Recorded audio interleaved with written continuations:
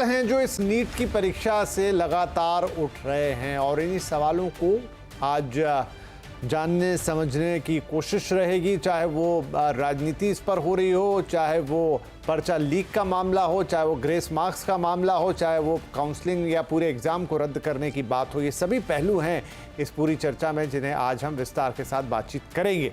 तो कार्यक्रम में हमारे साथ शामिल हो रहे हैं फिजिक्स वाला के फाउंडर अलक पांडे, जो कि एक पिटिशनर भी हैं।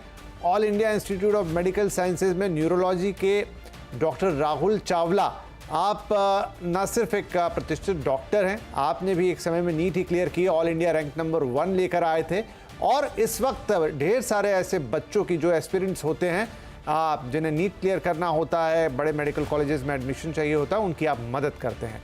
एलन करियर के को फाउंडर ब्रिजेश माहेश्वरी जी, जो कि एक पिटिशनर भी हैं या को पिटिशनर मैं कहूँ, आपने भी याचिका लगा रखी इस पूरे मामले में।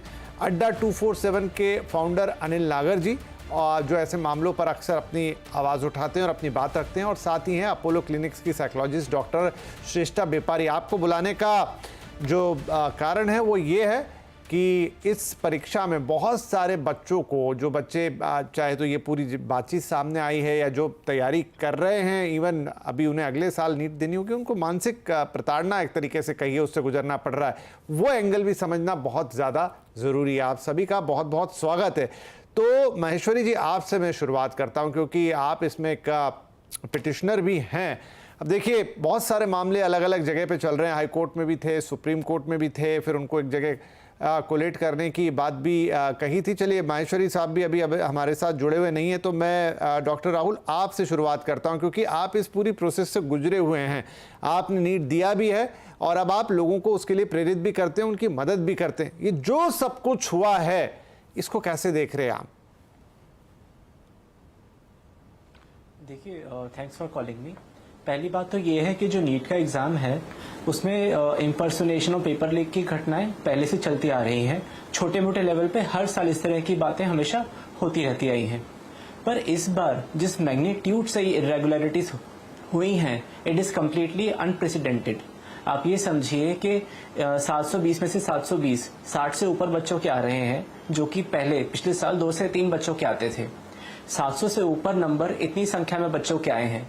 इतने लार्ज लेवल पर रैंक का इन्फ्लेशन जो हुआ है, इसके साथ ही जो इरेगुलरिटी सामने आई है, जैसे कि ग्रेस मार्क्स का आवंटन, बिना किसी आधार के बच्चों को ग्रेस मार्क्स दिया गया, किन बच्चों को दिया गया, कितने ग्रेस मार्क्स दिए गए और सिलेक्टिवली कुछ बच्चों को ही क्यों दिए गए, बाकी बच्चों को क्यों नहीं दिए गए, ये इतनी सारी इरेगुलरिटीज इस एग्जाम में हुई हैं। और जिस लेवल का रैंक इन्फ्लेशन हुआ है, आप ये समझिए कि जिस बच्चे के पहले 650 नंबर आए थे पिछले साल, उसकी करीब 7000 या 8000 रैंक आई होगी और इसी साल उसी बच्चे की 30000 रैंक आई है। तो आप समझिए कि 5 to 7 टाइम जो रैंक का इन्फ्लेशन हुआ है, इसकी वजह से बहुत सारे मेहनतकश बच्चों के एक तो रिजल्ट खराब रहा है और रैंक इन्फ्लेशन की वजह से कुछ बच्चे तो मेडिकल कॉलेज नहीं मिल पाएगा कुछ बच्चों को, और जिनको मिल भी पाएगा उनको उनका मन चाहा मेडिकल कॉलेज नहीं मिल पाएगा।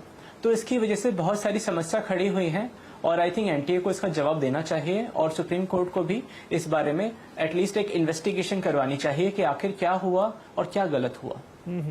इन्वेस्टिगेशन हो भी रही है, लेकिन इस समय जो कमेटी है वो खुद नीट के लोगों से मिलकर बनी है। अनिल नागर साहब, ये इन्वेस्टिगेशन क्या किसी काम की है कि आप अपने लोगों की एक कमेटी बना दें? हालांकि मांग तो ये हो रही कि इसकी सीबीआई जांच कराई जाए, एसआईटी बिठाई जाए, तमाम चीजें हैं, लेकिन क्या कहना है आपका? इसमें धांधली हुई है और इसकी बिल्कुल एक बड़े पैमाने पर जांच होनी चाहिए, क्योंकि ये एक नेशनल लेवल का एग्जाम है नीट, और इंडिया में अगर अब टीयर 2 टीयर 3 जो छोटी जगह के बच्चे होते हैं, स्पेशली छोटी जगह के बच्चे, उनके लिए इंजीनियरिंग, आईआईटी का एग्जाम, नीट का एग्जाम, ये सबसे बड़े ड्रीम होते हैं उनकी लाइफ में।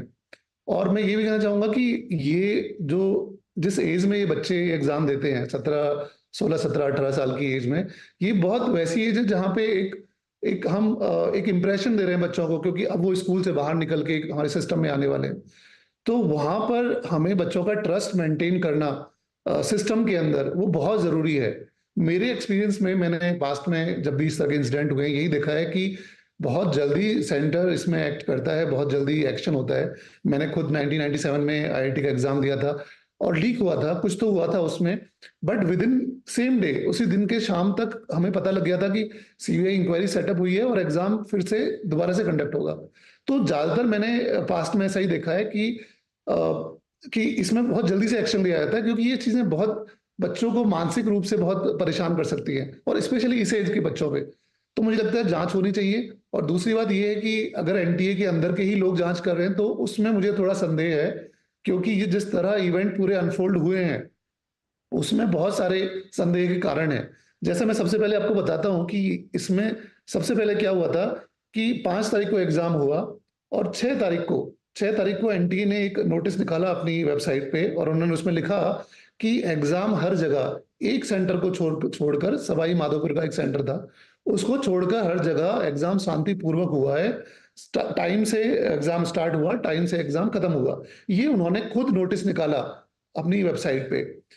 थोड़े दिन के बाद जब ये कंट्रोवर्सी शुरू हुई, जब लोगों ने नोटिस किया कि यार ये 718 कैसे मार्क्स आ गए, 719 कैसे आ गए, और वो भी कहां से आया, वो भी इस वजह से आया कि लोगों ने नोटिस किया कि यार इस बार मार्क्स बहुत इन्फ्लेट हो गए सभी के। तब उसमें लोगों ने मांग की, तब ये निकल के आया। तो तब एनटीए ने उसको बताया कि ये इस वजह से आए हैं क्योंकि हमने ग्रेस मार्क्स दिए हैं, और ग्रेस मार्क्स भी इसलिए दिए हैं कि कुछ लोग हाई कोर्ट चले गए थे या डिफरेंट कोर्ट्स में चले गए थे, उन्होंने क्लेम किया था कि हमारा टाइम लॉस हुआ है। तो मेरा क्वेश्चन ये है कि जब आपने 6 तारीख को नोटिस निकाला कि यार सब शांतिपूर्वक हो गया, कहीं कोई टाइम लॉस नहीं हुआ, आपने खुद ही लिखा, तो फिर आपने रिजल्ट में बिना किसी को कुछ भी बताए ये ग्रेस मार्क्स कहां से ऐड कर दिए? क्योंकि ग्रेस मार्क्स तो आप बोल रहे हो कि यार ये उस वजह से आए हैं कि टाइम लॉस हुआ है, और आप तो कह रहे थे कि टाइम लॉस नहीं हुआ।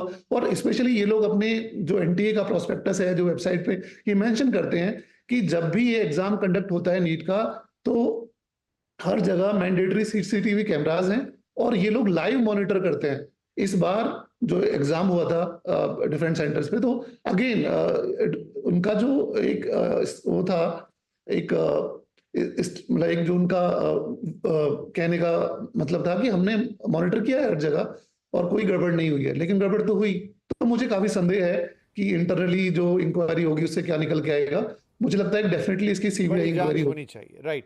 अलग पांडे साहब physicswala.com के वो भी जुड़ गए हैं, और आप भी पिटिशनर हैं इसमें और काफ़ी वोकल देखा हमने आपको तमाम टीवी चैनल्स पे और सोशल मीडिया वेबसाइट्स पर आपकी बातें आ रही है। अलग ये बताइए कि हमारे साथ डॉक्टर राहुल चावला भी यहाँ, हो सकता है आप इन्हें जानते भी हों, AIR-1 होल्ड करते हैं जब इन्होंने परीक्षा दी थी नीट की, और आज की तारीख में दूसरे बच्चों की मदद करते हैं। इनका कहना है कि ये होता रहा है, पहले भी पेपर लीक होते हैं। यहाँ पर अनिल नागर साहब है जिन्होंने IIT दिया एक ज़माने में, उन्होंने कहा उस साल भी हुआ था।